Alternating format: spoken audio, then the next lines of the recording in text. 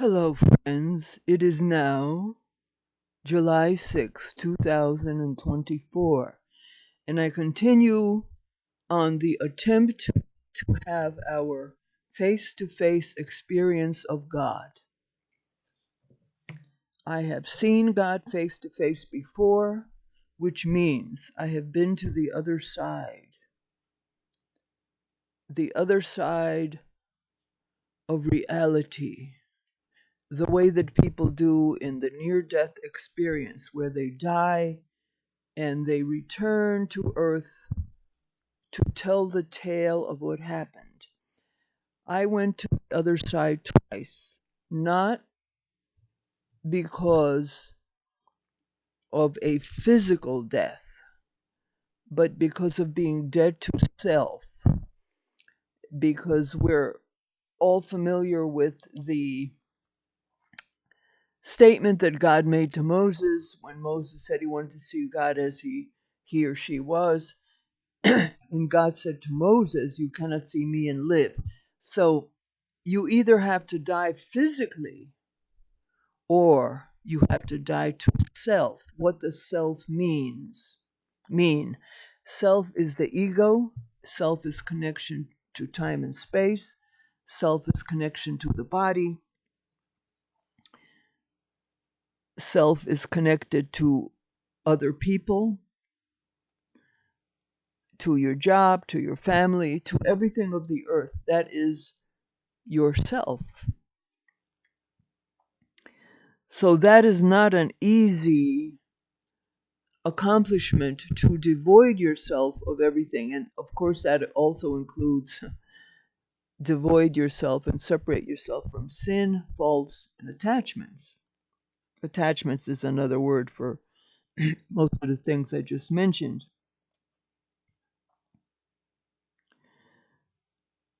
Okay, so now before I get into the heavy and somewhat, to some people, dampening or discouraging parts of what you cannot do and how you must discipline yourself and the hardships of this path. In some ways it's a hardship, in some ways it's not a hardship. It's not a hardship to you if you will love God so much that you'll do anything to be with her. Then it's not a hardship. It's not hard to give up the things you must give up if you want her, the experience of her, so desperately, so badly, because you are in love. It is just like the experience of being in love. I mean madly in love. I don't mean a little bit in love, where you'll only do so much to get to the beloved, and then after that, that's it, I give up. No, it's where you never give up, no matter how long it takes, until the end of your life. You're that desperate, you're that crazy, you're that insane, you're that obsessed, that you will do whatever it takes. You'll give up everything. Give up everything. So we'll get into that, but in a minute. I'm not going to get into that just now.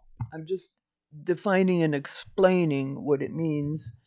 But before I get into all the do not do this, do not do that, but do this, do that as a discipline, let me get into the easiness of it. One thing you can do, and I saw that clearly yesterday, it's been, I'm not sure how long, it's been, I think, a couple of weeks since I started this discipline, since my first podcast on the face-to-face attempt. Okay, so I have cut out all secular entertainment, including classical music, including any kind of music, which I usually enjoy listening to, not all day, but part of the day. And that has to be given up. All secular entertainment has to be given up. But here's one kind of one type of entertainment you can have. You can enjoy nature, God's creation, God's world. You can enjoy your pets. You can go on walks. You can go hiking. You can sit outside in nature. Go into the woods. It's called forest bathing. Go into the woods. Go into the water. You can swim in the water. You can swim or sit in the shallows or look at the ocean or look at the river or look at the creek or look at the little brook. Hug a tree. Sit in the grass. Smell your flowers. And you can also look at things on TV or I cut off my TV completely. TV is dangerous because you can see a split second of TV that is not permitted and it will bring to your mind 1,000 thoughts. I would cut off the TV, put a black cover on it, which I have done with my TV. I quit my cable TV, put a black cover on it just so I don't even have to see the screen. And but I have my internet, of course, so I have my YouTube. Now, on YouTube, what am I permitted to look at? Anything not worldly that has nothing to do with gossip. In particular, I can see nature. So last night I looked at Robert E. Fuller, The 20 Owls, who took care of 6 orphaned owlets. And that lasted about 50 minutes, and it was very enjoyable. And I'm permitted to see anything of Robert E. Fuller because his videos concentrate on the animal and not on any people. You do get glimpses of him, but there's no here I am, I'm Robert E. Fuller, big shot. Nothing like that. He's in the background. He's just there for a few seconds as your moderator or as the man who has to put the bands on the feet of the birds with the help of his lady expert. um, what types of animal stuff that I used to enjoy that I can no longer enjoy for the time being? Things like White Fang by Jack London and Call of the Wild by Jack London. Anything that has too many people. It's as much of a people story as an animal story. An animal is an integral part of it, an important part of it, but it has too much about people. So you can't look at stuff like John and Jane went on their big adventure to check out the wildlife in their local park or recreational area or whatever. Or John and Joe and their kids go to see uh, the local petting zoo and the kids pet the animals. You can't see that because it's more about people than the animals. If it's completely about animals, like there are shows that show all the bird calls of various animals, they don't even show up, there's not even a person in it. It's just the animals, how they look, how they sound, and their bird calls. I have that on my blog. Or while that not you can't look at zoo stuff because zoo stuff features the caretakers of the zoo, and zoos are very cruel to the animals because they kill them when they get too old, and yet they're in perfect health. But the zookeepers, I've seen it because I used to watch these a lot, and I read between the lines and I saw what was what. I saw animals that are perfectly healthy because they're getting old and they need more medication and more care and more attention.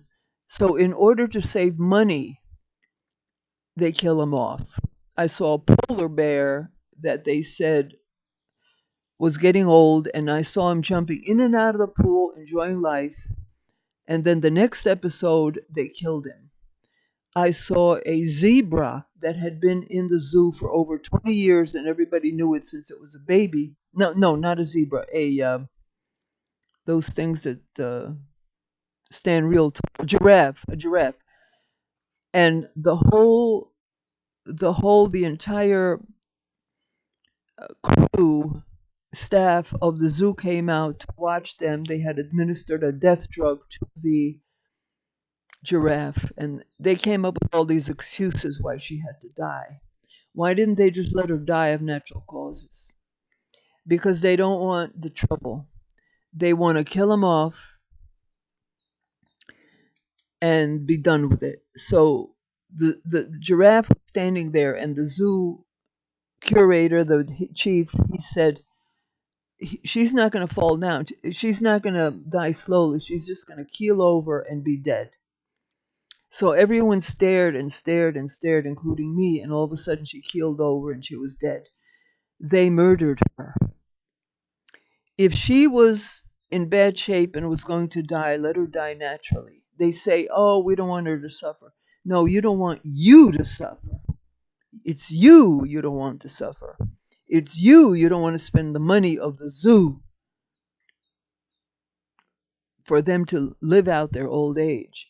And I never watched, when I saw these two items, I never watched zoo shows again because I found them disgusting, sickening, and against animals.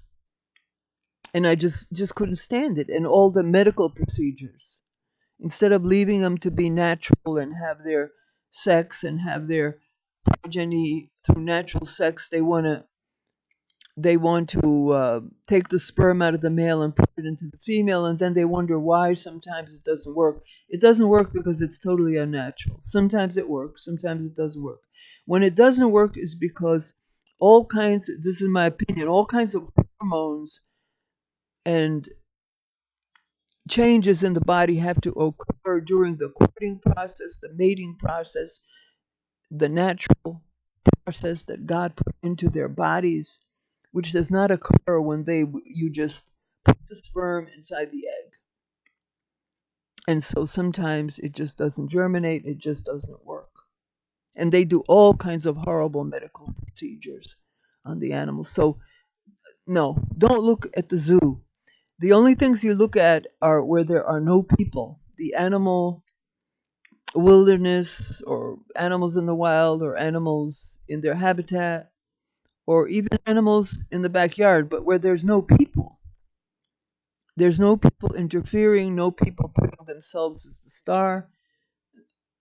It's about only the animals that you can enjoy. As long as it's, or nature, just pure nature, just the mountains, the flowers, plants, trees, things that don't feature people. That you're welcome to. And you're welcome to, like I said, hiking, swimming, sitting outside with nature, nature, nature, nature, nature, anything that's pure nature, that's not concentrating on people, go for it. Okay, we're done with that. Let's get into, this is talking about the seeing God face to face, what you can do and what you cannot do. And I've been on this for several, I think it was 3 so far, long podcasts. I mean, I'm talking podcast over an hour. Okay. So that in the old days, I used to do, all my videos were 10, 12 minutes. And now I'm doing podcasts that are an hour to an hour and a half. So I'm doing much more within one podcast than I used to do in one video. So that's how it is. Okay. These are important points I will bring up. And I haven't had enough time to see God face to face. It takes a lot of time, even if it happens, mind you. There's no guarantee, because without the grace of God, you can't do it. And then at some point, the grace of God kicks in. But you don't know if you followed all the rules properly, if you followed the procedures properly. Uh, you don't know if you've done everything right, or if you've done it right long enough, if you've repented enough, if you've prayed enough, if you're unattached, if you've forgiven everybody that hurt you, if you're just done everything right, and then God steps in. So that might take a long time, and it might not even ever happen if you don't do the procedures properly, and if your procedures are not effective enough, proper enough, and you haven't reached the proper state. It's not that God hates you, or dislikes you or doesn't love you or want you. It's that you haven't done it right. You haven't done it right for God to step in. And maybe you'll get discouraged. But then again, if you can't do it now, you might have to wait a while, even years, and then try again. Because it may not be the time of your life when you're ripe for this experience. So never get discouraged. I mean, you keep trying if you care about this. You keep trying until your life ends. Okay, so now, what is something that I have discovered? It's been about 7 days since my last podcast. What are some of the things I have discovered, meditated on, thought about, realized, and experienced that have to be addressed to go right on this road of the beatific vision? Let's start with one, peace. I had a couple incidents came up that were extremely frustrating. One was I was trying to change the name that pertains to this here that we are. I was trying to change the name and the format of my YouTube site, this very site that you are on. I wanted to change it from Kelly Everts 482838 conducts night train, because that was how I started. I was going to try to start a band years ago, 2016. I was going to try to start a band, believe it or not, as crazy as it sounds. And when I look back to it, it's crazy. And then I did my whole life story. After a while, in the years 2017 and 18, I did about 250 videos, mostly on my life story, which included religious content and which included my present name of Rasa von Werder. And then I got back because something happened to stop me. I had my chimney backfired on me and it filled my entire house with smoke and cinder, like where everything was dirty. And wow, did that end it. That ended it. And I had to be cleaning all my clothes, everything in my closets, everything on my beds, all my furniture, my windows, my floors, my everything. My whole house had to be cleaned and cleaned and cleaned by yours truly, me, for 2 or 3 months until I finally got it done.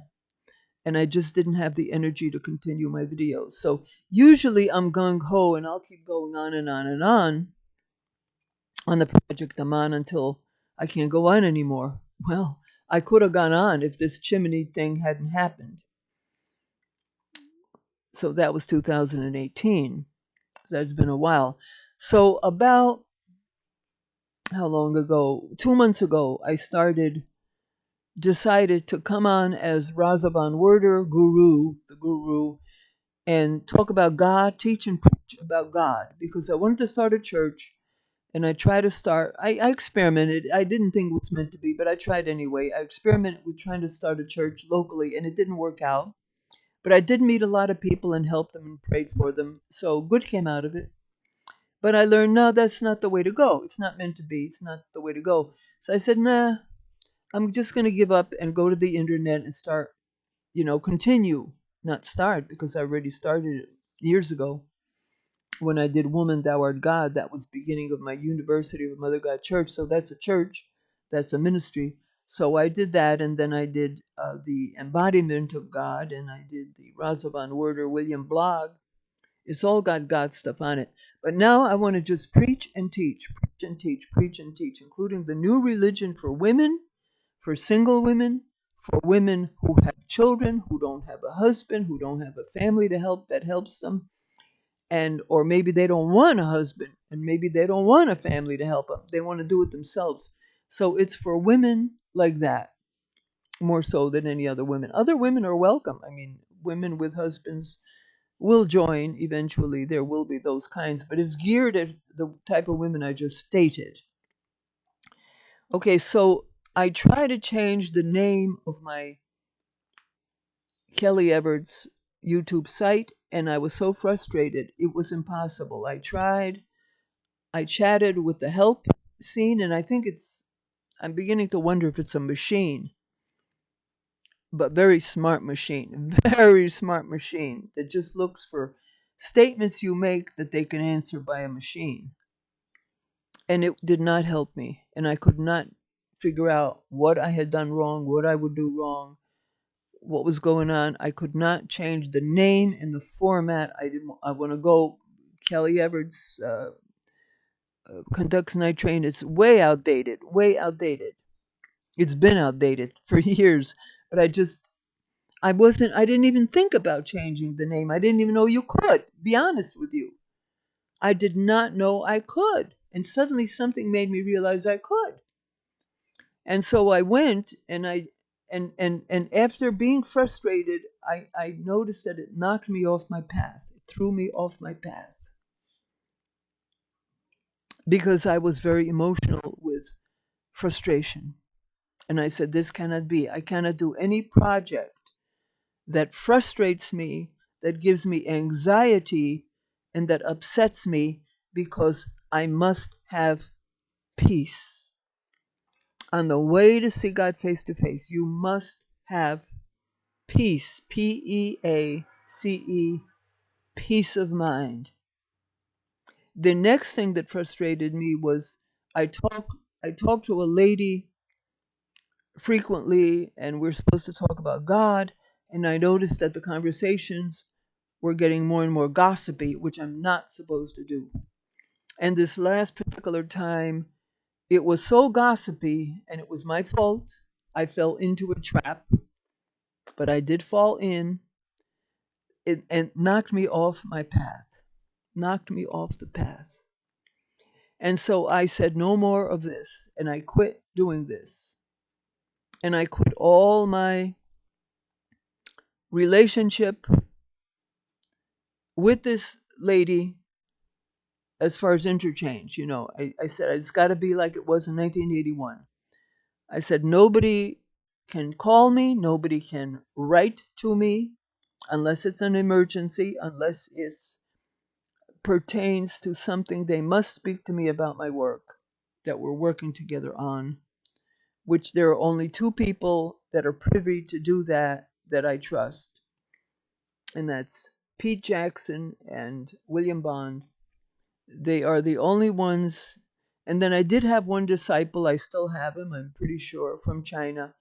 But when he's so intelligent, when he saw that I have to be alone, he stopped writing to me every day, but he's still there. And someday he will be back writing to me again. But at the moment he assumed, I didn't tell him. He read between the lines, or read the lines, they're in black and white. And he stopped writing to me every single day and sending me his paintings of his visions. But he'll be back in the future. So I put a moratorium on all conversations, all phone calls, all text, all projects that I don't have to do, everything and anything. And I said to one person, just pretend, and I got this from Mary of Agreda in Mystical City of God, when the Holy Virgin told her, be surprised if anyone contacts you, because you are dead, you have passed away. And so I said to this person, pretend that I have passed away, and you cannot reach me, you cannot contact me, because I have passed away. Don't even try. I'm dead. And so that's how I want everyone, except those immediately around me that I have to work with, that I do work with, like to share this podcast. Pete Jackson shares my articles in my podcast, so I have to communicate with him. See, you understand? So that's a necessity. And he does not bother me about anything that does not have to be. He does not contact me with anything.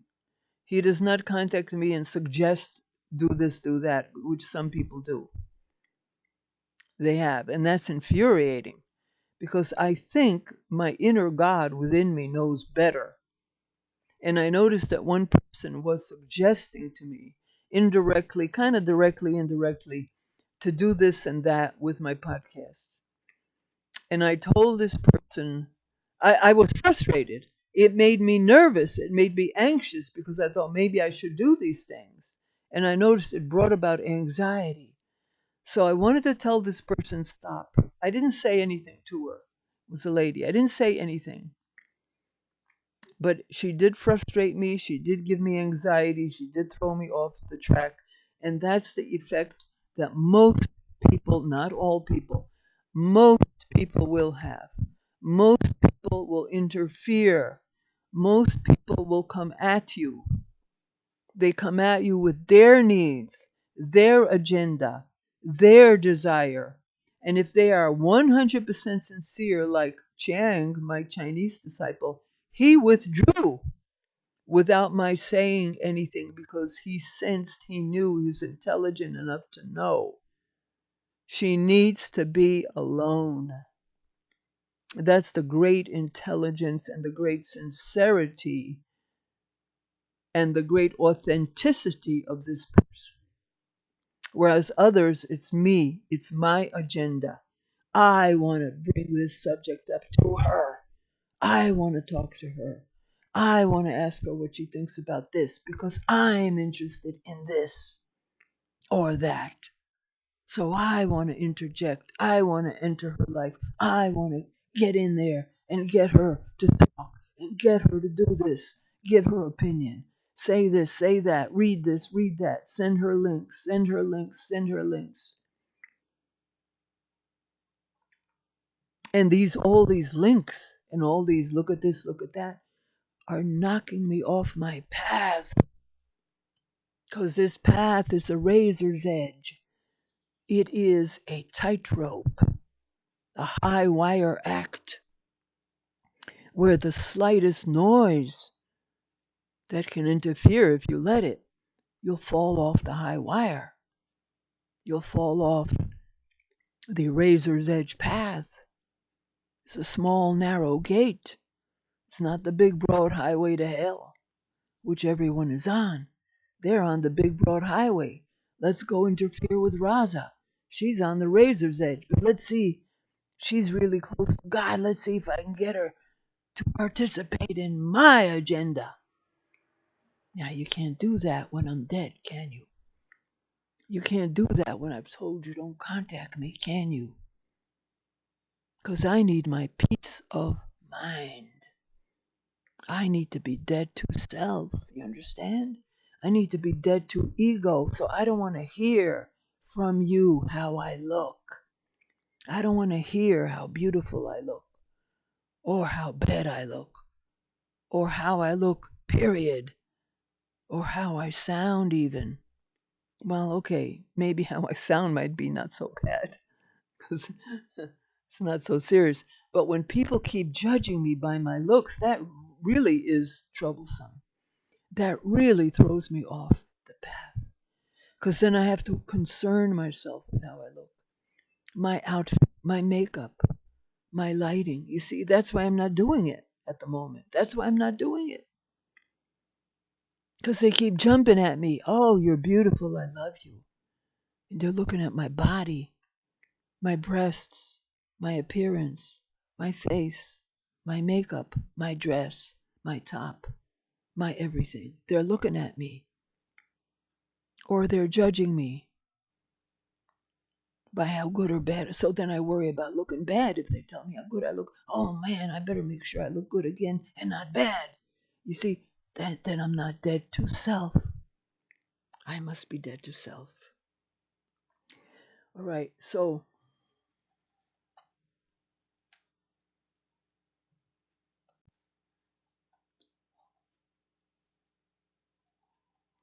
there are many items I will review in this podcast. I spoke about peace of mind. I'm going to talk about more about that. I'm going to talk about Ramana Maharshi. Ramana Maharshi is one of my gurus, and he was the greatest exponent of non-duality. There have been many others, but he's very famous and really stands out in that arena of what in yoga called non-duality. And our new religion is part yoga, it's part Christianity, It's part Buddhism, it's part yoga, it's part Wicca, and other things. It's got many facets like a diamond, and all the facets are true, righteous, and good, in my opinion. They go against what many other people believe and think, so of course they're going to say they'll have a different opinion of it than I do, of course. But I have a different opinion of their religion. But I'm not against their religion, but do as you want to do. You go your way, I go my way.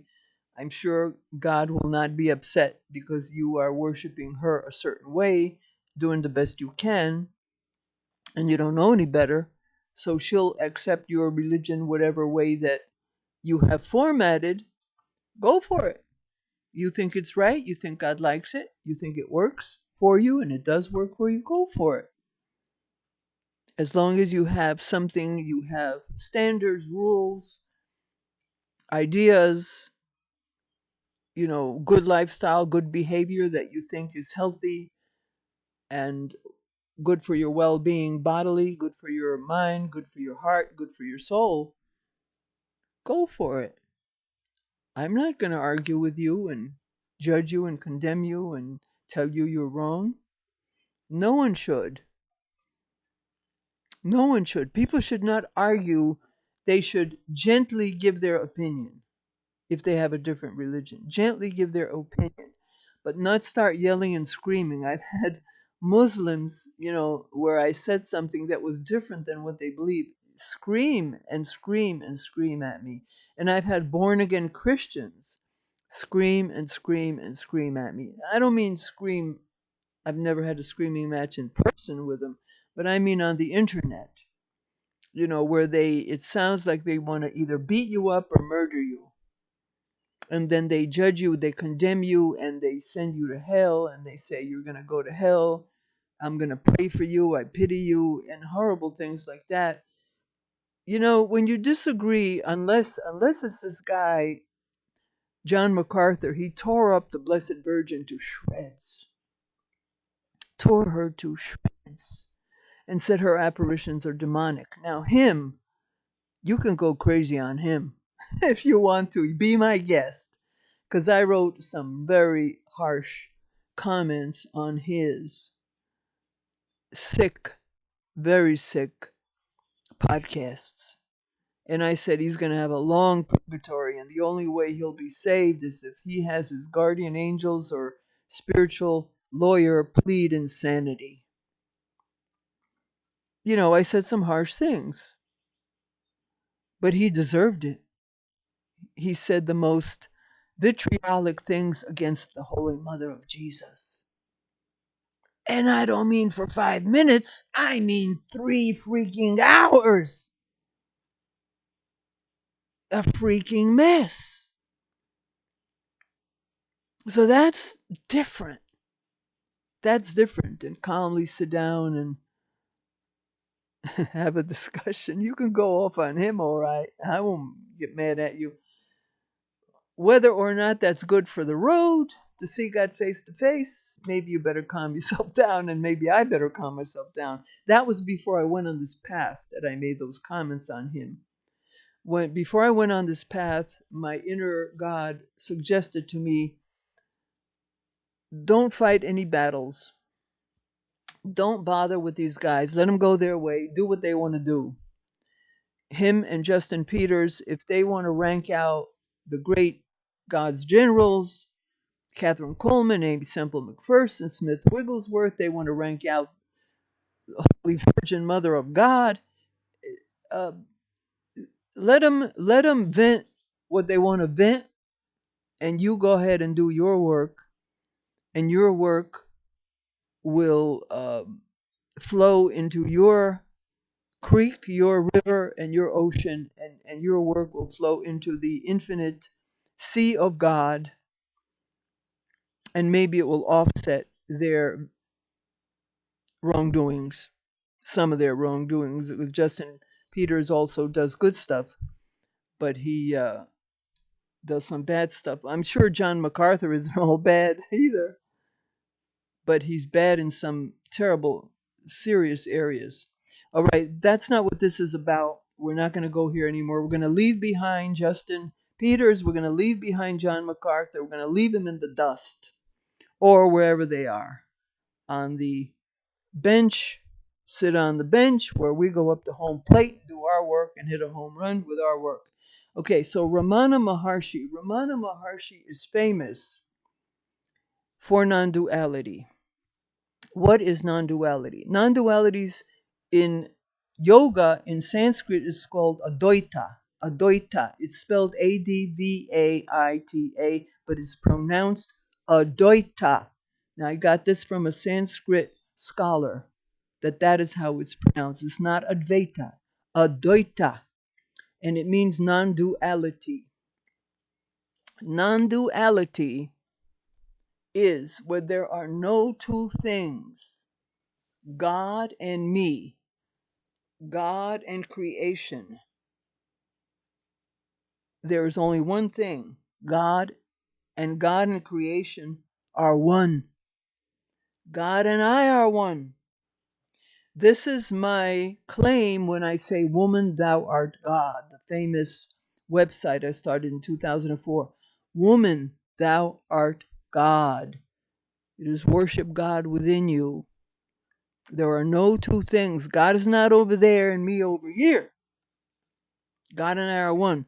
So now, some of the non-duality exercises that a person does to make sure or to confirm that they're in a state of non-duality is to say what you are not. I am not my job. I am not my body. I am not the spouse of my spouse. That's not who I am. That means in particular, in particular. I am not the mother of my children. If I am not the body, how could I be the spouse or the mother of my children? You don't identify with time and space. You don't identify with here and now. You don't identify with anything of the earth, terrestrial, the earth, terra firma. You are, what am I? I am an infinite being within God. I am an eternal soul. I happen to be inhabiting a body temporarily. So I am temporarily and apparently a spouse of a certain person, maybe the daughter or the son of a certain parents. I appear to be that way. I am the sibling of certain children. I am the parent of certain children. I am related to certain people. But this is all temporary. I'm not identifying with this. I'm not dependent on this. So that if all of this falls apart, if my parents hate me, if my children leave me, if my spouse deserts me, rejects me, it's not the end of my life. If my job I'm fired at and I'm penniless and homeless, this is not the end of my life. My body is in need. My body is hurting. My body's got a fatal illness. This is not who I am. I am not going to go bonkers over it. I am not going to get upset. I'm not going to get emotional. I'm not going to get crazy about anything in the flesh which goes wrong, because I am not the flesh. And that is the foundation of the non-duality principle. I am an eternal, infinite being within the eternal, infinite, always was, always will be God, except maybe I was not always was. God always was, but I came out of God as a creation, came out of God, manifested out of God. but I always will be. See, once you are born, you never die. Recently, I was very disappointed in someone I knew for many years told me when he dies, when we die, there'll be nothing. And I said, we'll never die. You don't die once you're born. From the time of your conception to, wouldn't it be wonderful if those in hell could just disappear and not exist anymore? But they're unfortunately destined to suffer forever. Suffer forever. How they wish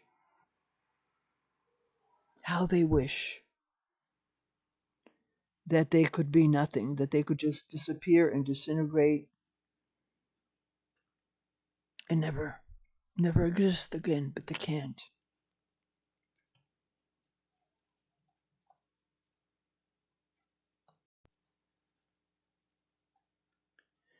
Okay, what else on this path do you have to be mindful of? You shouldn't do anything that evokes memories or connections with the world. I'll give you an example. I was not on the path as perfectly as I'm trying to do now, but I was on a peaceful path at one time, and many times I've stopped the television, and my late husband, he used to come and visit me, and I remember if it was when he was my fiance or whether when he was my husband, but anyway, he came and he used to stay for weekends and vacations. So I told him, don't turn the TV on, but he was addicted to the TV. He would turn it on as soon as he got up, and he would leave it on while he did other things, etc. I says, whatever you do, don't turn it on. If you do, I had a what do you call that? A screen, like a solid screen. I forget what you call those things that you dress behind, a partition. And so I had one. So I said, here, if you must watch it, have it very, very low where only you can hear it. So sit fairly close to it and put this partition there so that if I walk by, I don't see the screen. So he did that. And one moment I walked by and just there was only about 3 inches of the screen didn't cover of the covering. Darn, I wish I could remember what they call those things. Because they're both screens, the TV screen and then the screen covering it. So about 3 inches of the TV screen, a few inches were visible as I walked by and I glanced. And there was Regis Philbin, and I screamed.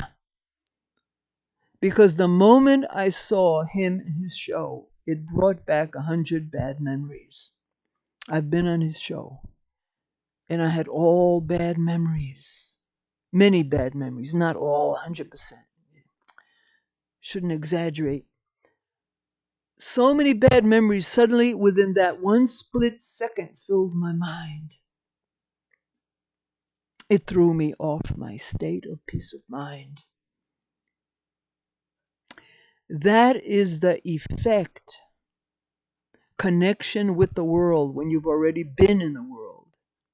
That is the effect, the connection with the world. One person's name can throw you off. If somebody speaks to you and mentions a person's name, that you have objections to this person. It could even be a person you don't know. It could be a public person, a political person, a religious person, a criminal, a do-gooder. It could be anybody, a movie star, anybody, any person. And you have memories, good, bad, or ugly. Even the good memories won't do you any good because you're not supposed to be addicted to the good, the so-called good of the world. You're not supposed to be addicted or looking for the things of the world. You're dead. So that's what I mean. Nothing that evokes memories or connections to the world. And people will bring that to you. Saint Teresa of Avila was in a Carmelite convent in the 1700s. And she had a couple of other ladies with her who agreed with her that the convent was too loose. They allowed relatives to come and visit. They had all kinds of conversations, even though they were supposed to be contemplatives. And relatives come and speak to you through a grate. And you were on this side of the grate, they were on the other side of the grate. And you would sit there and you would chat. And she said, that does not help my spiritual life. I want out. I want to start an amended Carmelite, reformed Carmelite monastery.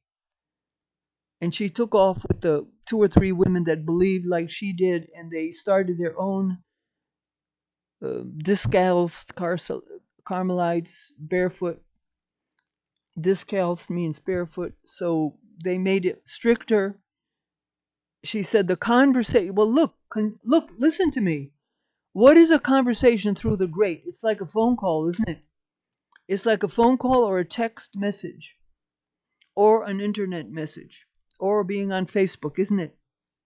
You're speaking not directly, but you're speaking through something. In her case, in 1700s, it was a grate, a window, with a screen. But you can hear them, you can even partially see them, and you can hear every word they say, and they're talking about the world and people and relatives and things, and who did this to that, and who did that to this, and who got sick, and who got well, and who was born, and who got married, and who divorced, and who gave birth, and who had an accident, and who created a scandal. It's all things of the world. And as I said, one of my pet favorite anecdotes is when Saint Benedict was a hermit. They persuaded him to start a monastery. He started it. So you had a bunch of guys in the monastery. Then they'd go out and buy their supplies, and they'd come back, and all the guys would gather to hear the gossip. And he said, "Look, you came here to get away from the world. Do not bring the world back in. So now you are dead to self. You cannot bring the world in. You can bring nature in. I'm sure that was permitted in the monasteries if they didn't have a woods around them. Maybe in those days they had less people. They had more wilderness around them. They could walk in the woods. If not, if they're like convents, Carmelite, there are many convents that are in cities and they have gardens. So you walk in the garden like it's like your backyard. Or you sit in the garden and look at a statue of a saint or Mary or Jesus or somebody, and you enjoy the garden. Now, the garden would not be big enough for me. I mean, I have a woods, I have a wilderness, I have a 3-acre yard. Yes, I have trouble walking. Both my legs hurt, my back hurts, everything hurts. But I can make it. I can't go hiking like I used to, but I can make some walks. And when I get to part of my yard that's inspiring, and there's many places in my yard in 3 acres that are inspiring, it's like a paradise that God gave me. Thank you, God.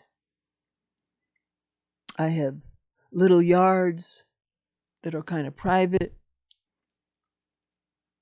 and then I have porches. I have 2 porches, yards, 2 porches with covers, covers that if it rains I can sit there. And I have a paradise. Not many people have that, but I'm very lucky. My life was not a big paradise all my life, mind you.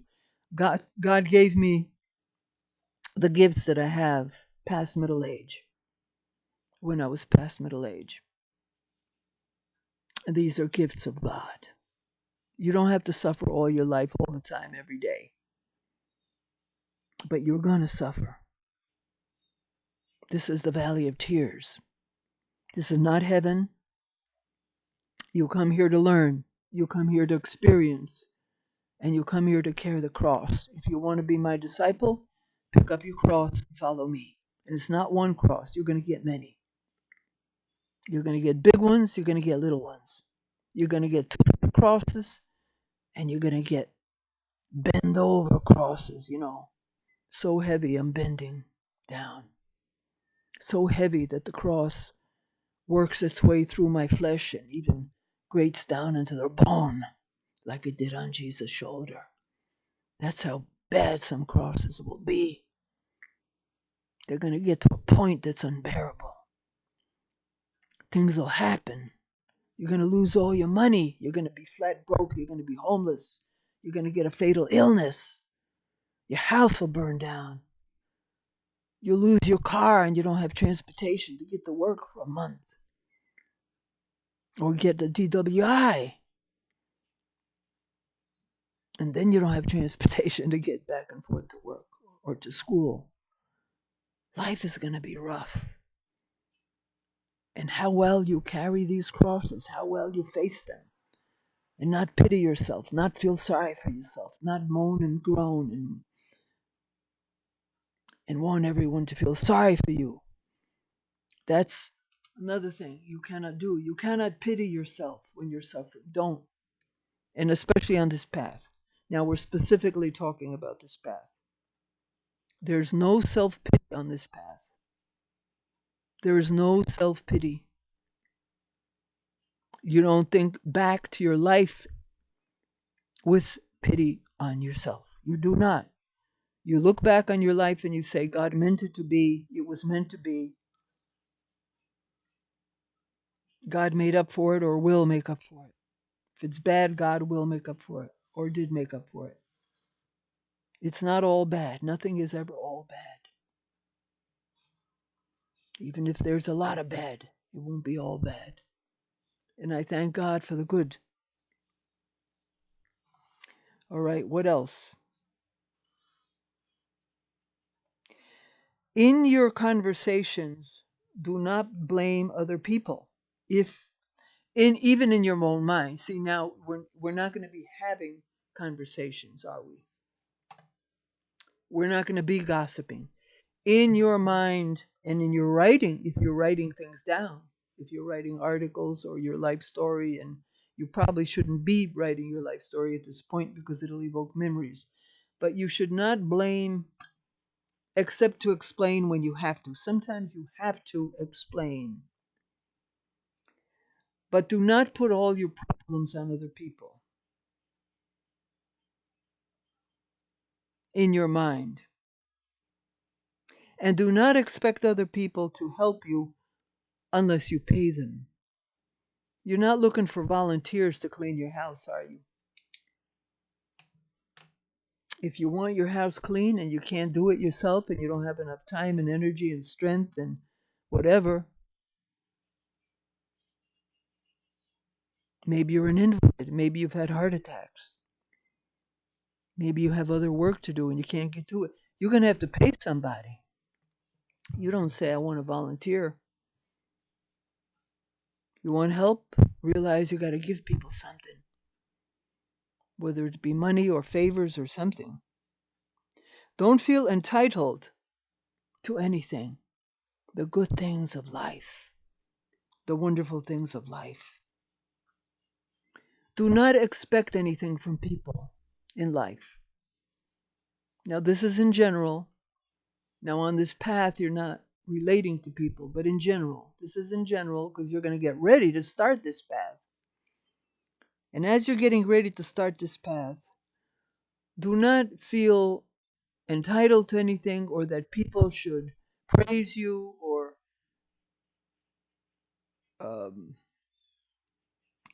give you the things that you rightfully deserve or desire, like a decent wage if you're working, a thank you, or don't expect people to pay back loans, to thank you for favors, because people won't.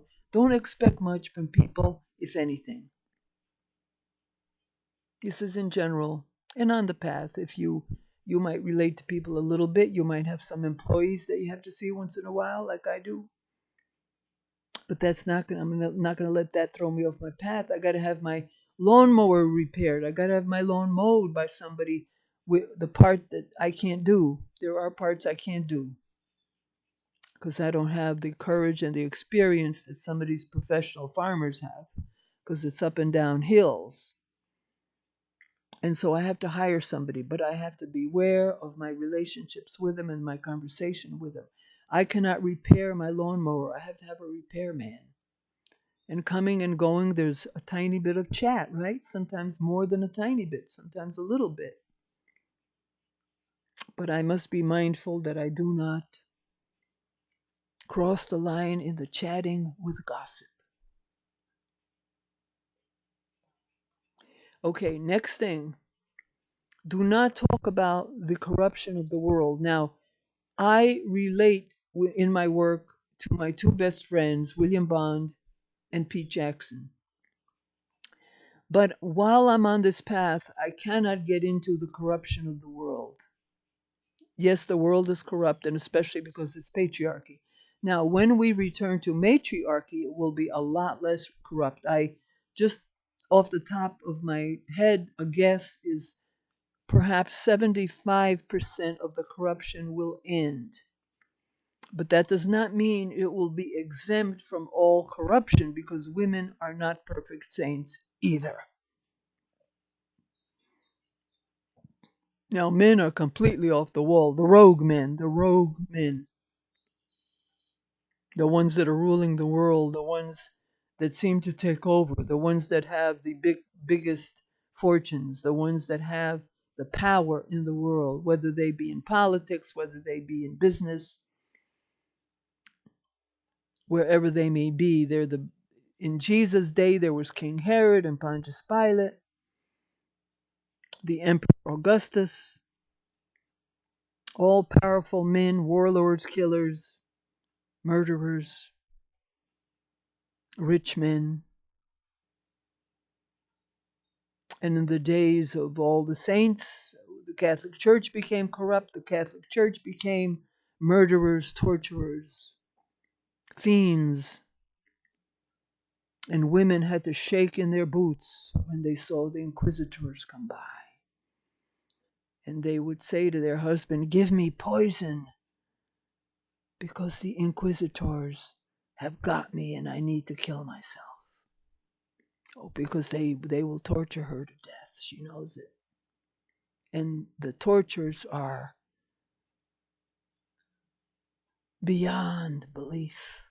We're not going to get into this now. It's not the place. Heinous tortures.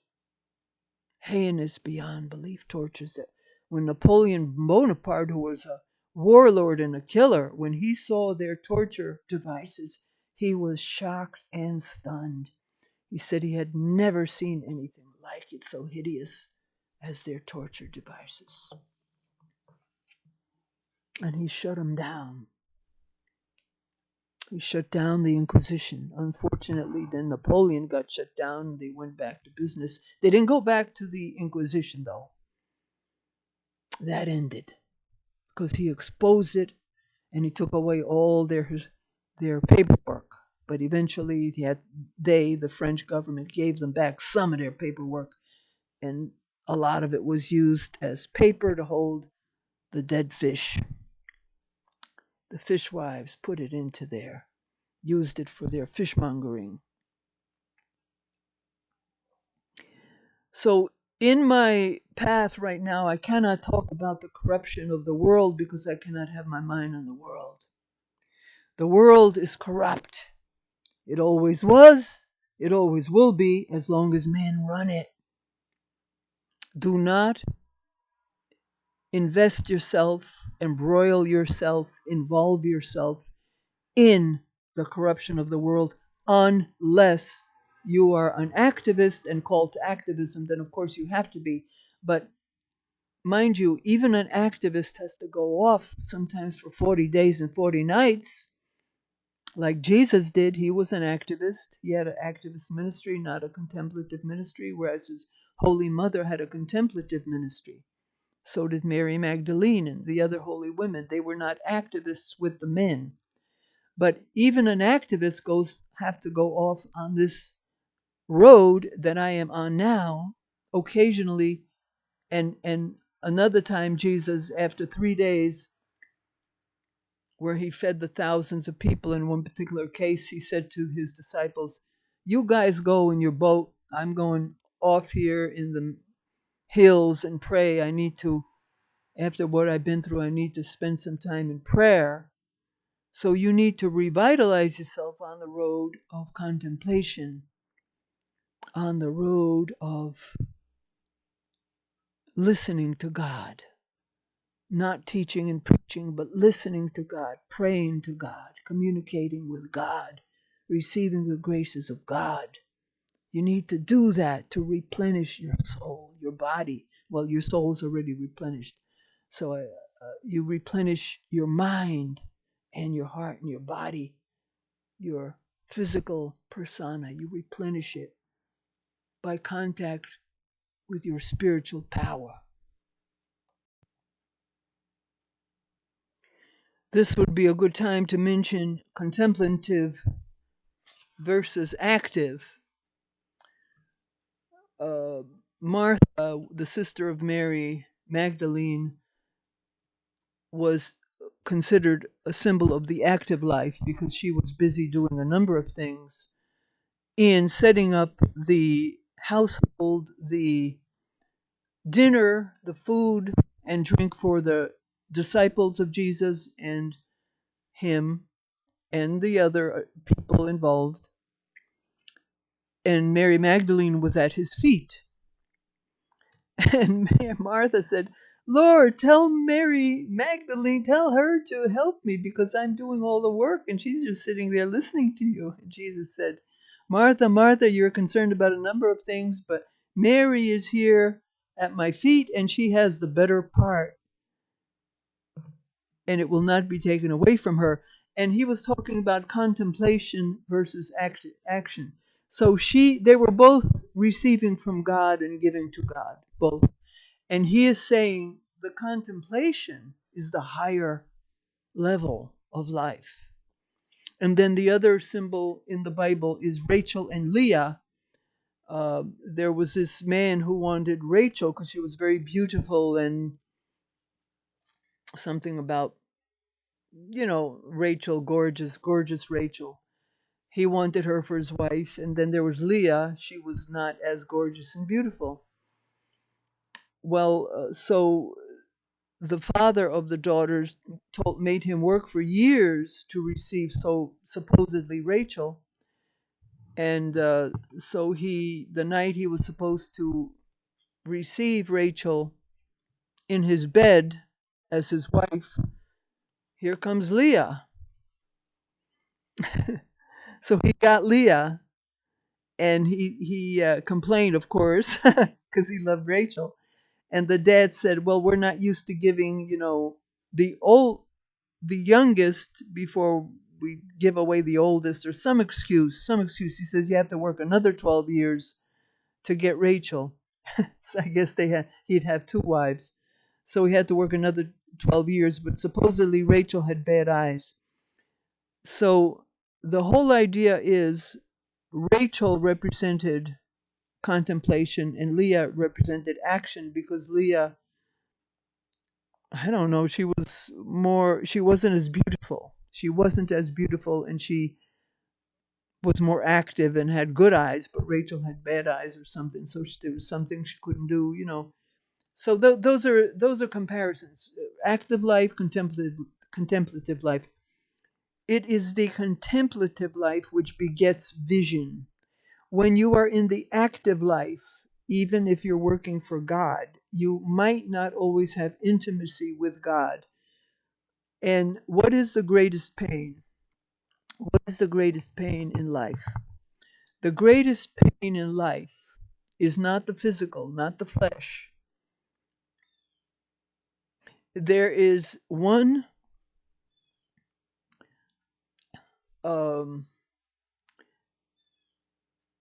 NDE, near-death experience guy that I saw, and he experienced heaven and he experienced hell. And after he experienced heaven, he saw the love of God, and it was the most overwhelming and wonderful and ecstatic thing he had ever known or seen. And then he experienced hell, and he went through all the horrible, excruciating pains that he went through in hell. And then his eyes filled with tears, and he said, but you know what the worst thing was? He said, I knew I knew that I would never, ever feel and know the love of our Lord again.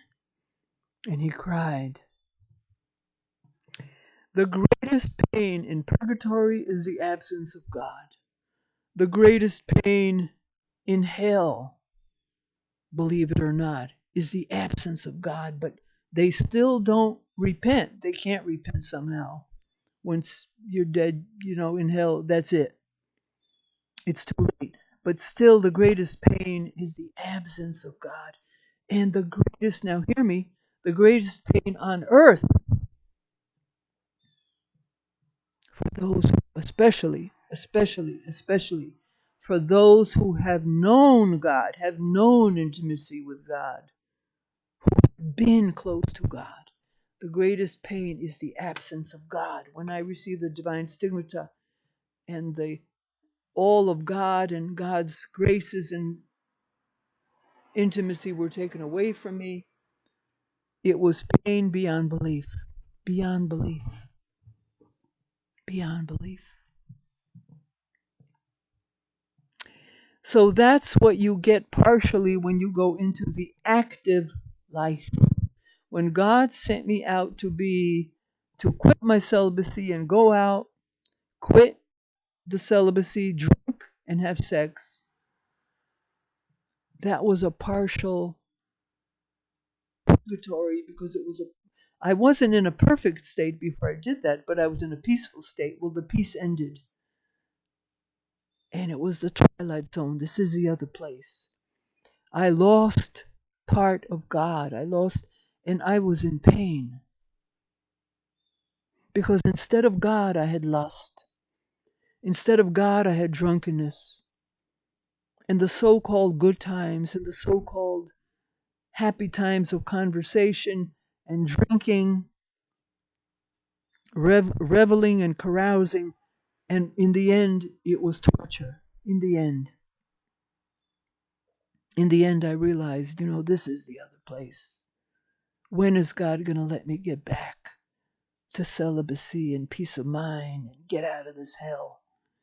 It's not, I'm exaggerating. It's not hell. It's a purgatory. When is God going to let me leave this purgatory? When? Well, when the COVID hit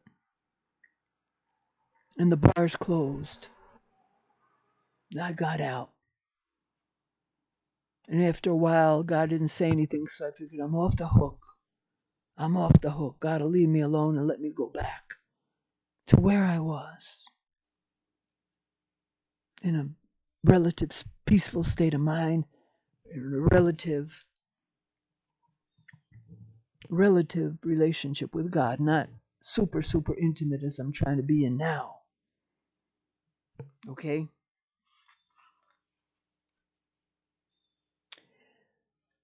In this state, you cannot vent. I said you cannot gossip. You cannot vent. You cannot tell your problems to somebody. But you cannot complain and vent, complain and vent, complain and vent, complain and vent. How awful life is. All the problems I have, and this problem and that problem. Now, venting is a way of releasing negative energy. So what do you do instead of that? You pray. I tried not venting one time when I was in an intermediate state. I tried not complaining. And I felt sick after a week because I released my negative emotions by venting and complaining. So what do you do instead of that? You pray. You lay your heart open to God. And you speak to God not in a complaining tone, but in a tone where you have faith, hope, trust, and confidence that God will watch over you, will take care of you, will take care of everything. Put first the kingdom of God, and all shall be added unto you. Do not look at the problem, look at God. You look at God, God will solve your problems. There are no problems. The only problem you have is the lack of God. That is the only problem in life. The only problem in life is when you lose God. God is all good. God is your good. God is eternal life. God is infinite ecstasy. All these things that happen on earth are temporary. They will come and they will go. They are not eternal problems. They are not infinitely problematic. The only infinitely problematic thing is the loss of God.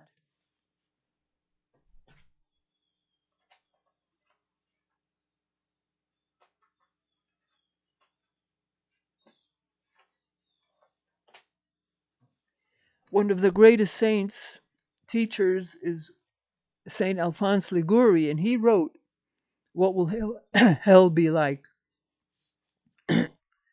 And he explains very clearly in What Will Hell Be Like that the greatest loss in hell and in purgatory is the loss of God. There is no greater loss. There is no greater pain. Okay. The worst thing that you can do on this path is to associate with people. I said it in our last podcast. If you must be with your family, you might not be able to accomplish this goal of seeing God face to face. If you must be with your husband, your children, your in-laws, any family, and you must be with them, relating to them, working with them, doing things, attending to earthly concerns, it'll be almost impossible to succeed in going to the other side. When people experience an NDE, and I've seen many, I don't know how many, but many. The two that I like the most are Alex Ferrari. I like him very much. There's others, but they're not as famous. I've not seen as many. And then there's a holy man, a very holy Protestant man named Randy Kay. And he had one man on that was just knocked my socks off. And this man that he had on, he's a minister, and he does in-home ministry, some sort of in-home ministry, which is interesting. And he prays and he kneels in the chapel and he prays and he goes to the other side. He goes to heaven in vision. And when he talks about how he saw a mother, her baby died in childbirth and then the mother died. And the way he describes, an angel was holding the baby, the dead baby, the baby that had died in heaven. He saw it. And the angel had his back to where the mother was climbing up on some sort of a staircase or a ladder or something. And the mother climbed up and she climbed over the bank of the place, and the angel was there. And then the angel turned around and was holding the baby, and she ran to the baby. And the way he described it, tears will come to your eyes. Tears. The baby was alive and the mother was alive. I tell you, there is no death. And this man saw it, this holy man. And he didn't die. But most people who die, they see themselves leave their body to go to the other side. Now, the two times that I went to the other side, there was a third time, but it was not as profound. It was real, but not as profound. But I'm going to explain all three of them at some other point. Not this podcast. It'll be more like the climax of this series.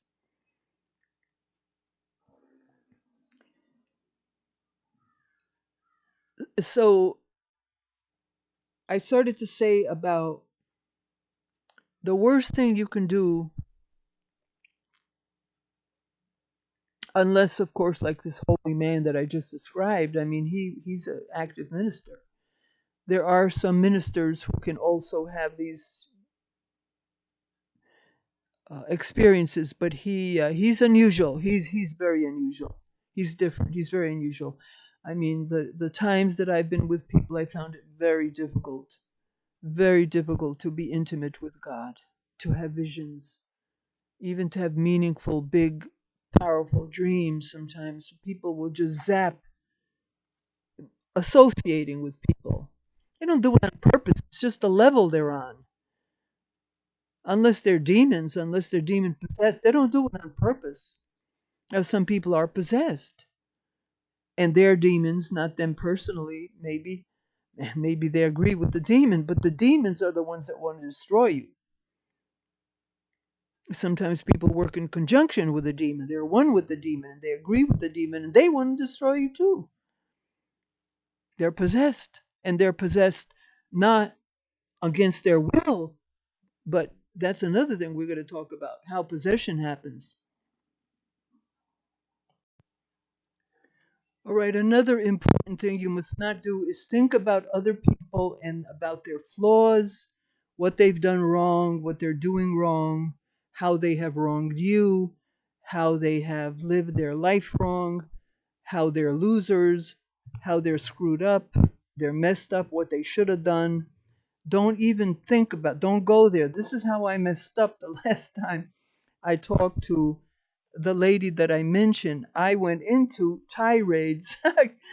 I know it sounds so stupid, but I was going into not big tirades, but little tirades about certain people and what they had done wrong with their life, and they were losers and fools, and they did this wrong and that wrong and blah blah blah, and and I really messed up. I really messed up. So don't do that.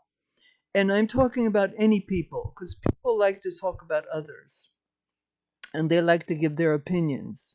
And every fool has an opinion. And whenever there's an election, you got everybody mouthing off about things they don't even know. One side has all propaganda and lies, and the other side has all propaganda and lies. And then there's always one or two that are good guys or gals, and they're good as gold, and they don't have a snowball's chance in hell of getting elected, because the power in the world controls the entire game, the entire play, the entire thing is controlled by them, and they only put into power the people they can work with, the people that they can use as puppets, at least to some degree, and the good guys, the good gals, they don't have whatever chance. They allow them to run, they don't stop them from running, but nobody will elect them because they don't have the publicity that the bad guys have. So it's all, and but everybody has an opinion. That's what I'm saying, and it's all nonsense. It's all bullcrap. I told my friend I want nothing to do with this. I'm not involved. It's patriarchy. Uh, my vote doesn't count. It's not about votes. They count the votes any way they want. I want no part of it. I don't want to think about it. I don't want to be involved with it, and I don't have any opinions on it. To me, they're all patriarchs. To me, they all have an agenda. To me, they're all puppets. To me, they're all the same.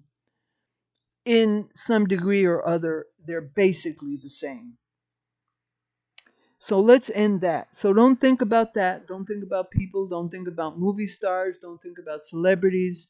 Don't think about sex changes and famous people. Like don't think about things that are nothing to do with eternal life, eternity, God. Pray. Who do you pray to? What do you pray to? I've already prayed and prayed and prayed about forgiveness. I've forgiven all my enemies again and again and again. How many times can I keep forgiving them? I ask their forgiveness for hurting them. Not that I usually, most of the time, I didn't mean to.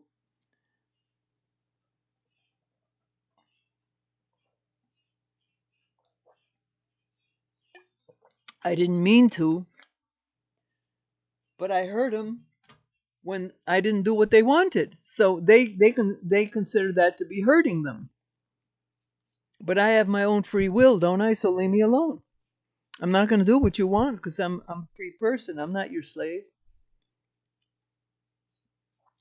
Don't complain, don't criticize others, don't judge others, don't condemn others. Okay, so there's a lot of corruption, a lot of bad in the world. Let it go. You're not part of it now, at least for the time being. Do not think about it. It's like Jesus is 40 days and 40 nights. He's not going to talk about the world or think about the world or vent about the world and walk up and down the sand dunes on top of the mountain and rant and rave about how evil and corrupt the world is. He's going to talk to God Almighty. Empower me, my God. Give me strength to do what I must do. Empower me. Give me your grace. Give me your grace. Give me your miracles. Give me your healing. Give me your power. It's your power, God. You, not me as a man. It's your power. Take not thy power from me. You send out thy power. Your power. You do the same thing. God has forgiven all your sins. You have no more sins. They're forgiven. Now it's just a matter of time. You've forgiven all your transgressors. God has forgiven you. You're all straight on that score. Pray for the saints. I have many. This morning when I was praying, I named probably at least 30 saints that I could off the top of my head that are close to me over the years that have been close to me. Saint Martini, Saint Martin de Porres, Saint Anthony of Padua. Saint Martini is Saint Martin Luther King Jr. Saint Mary of Agreda, Saint Gertrude the Great, and Saint Anne Catherine of Merrick, Saint Padre Pio, Saint John Paul II the Great, Saint Teresa Newman, Saint John Newman, Teresa Helena Higginson, Mary Cleophas, Mary Magdalene, Martha and Lazarus,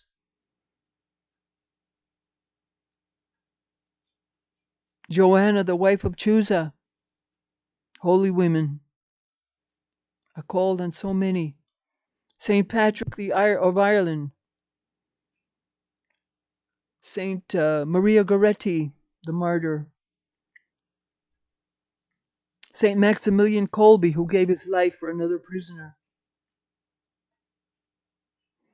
Saint Tyndale, who was executed, tortured to death, and executed for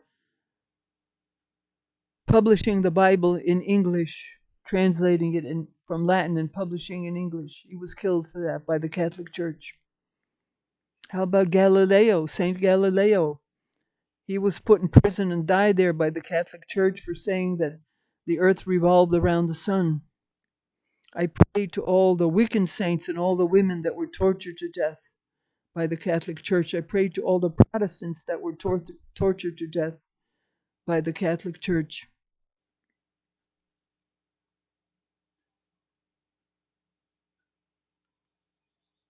I pray to all the apostles, Matthew, Mark, Luke, John, Thomas, Jude, Nathaniel, all of them.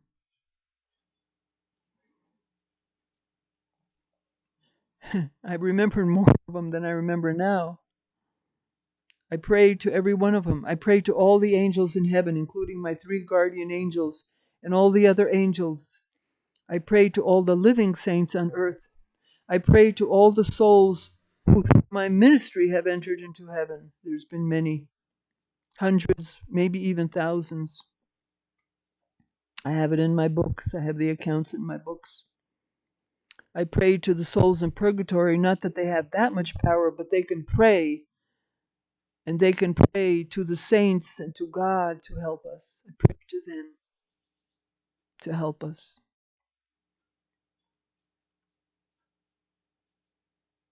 I pray to my yoga saints, Baba Muktananda, Bhagwan Nityananda, Ramana Maharshi, Ramakrishna, Sri Kaleshwar, Shirdi Sai Baba, all these saints. I pray to all of them. Pray to the saints. Pray to every saint you can remember or recall. Pray to them all the time. You don't know enough saints. Look at the internet. Look at the internet. Look at YouTube videos of saints, even cartoons of saints, audio tapes of saints' books. I'm listening to The Mystical City of God right now, Saint Mary of Agreda. And then there's Aunt Catherine Emmerich. You can listen to her books. It's all on audio. Saint Bridget of Sweden. Saint Nicholas of Santa Claus. Saint George of the Dragon. There's so many saints. You want to learn about saints, you can find them all on YouTube. Why waste your time on sports? Don't waste your time on entertainment, beauty contests, Miss America, Miss Universe, Miss this, Miss that. Miss them. The situation comedies, the dramas. Unless they're religious. Look at The Chosen. The Chosen is incredible. There's another good one, not as good, but it's about Joseph. There's movies. There's Bernadette of Lourdes. There's the miracle, Our Lady of Fatima, the miracle of Fatima. There's movies on Saint Rita. Many saints have movies. Look at the saints' movies of their lives. If they don't have a Hollywood movie or a foreign movie, look at cartoons of saints. They'll teach you too. I've looked at many cartoons of saints. They're wonderful. So you got nature, you've got videos and movies about animals, not about people. Don't look at the ones with people, just look at the ones with animals. Robert E. Fuller is a perfect one to look at. You've got all the stuff about saints to look at. You've got your prayers. You've got going to church. If you have a church nearby and you feel like going to church, I'm not, but I'm saying the Holy Mass at home every day.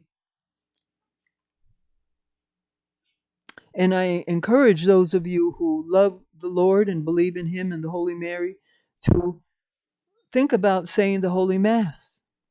The instructions of how to build a church in your home and how to say the Holy Mass are on my website, Woman, Thou Art God. And also how to build a church in your home, how to baptize, how to do exorcism, how to build a church in your home. Take a look at Woman, Thou Art God, the Rasa Worder. And my other website is Embodiment of God. And my show business life story as Kelly Everts is under Kelly Everts or I Strip for God, Kelly Everts. And you can look on Wikipedia for all my links and my books. I have 31 published books.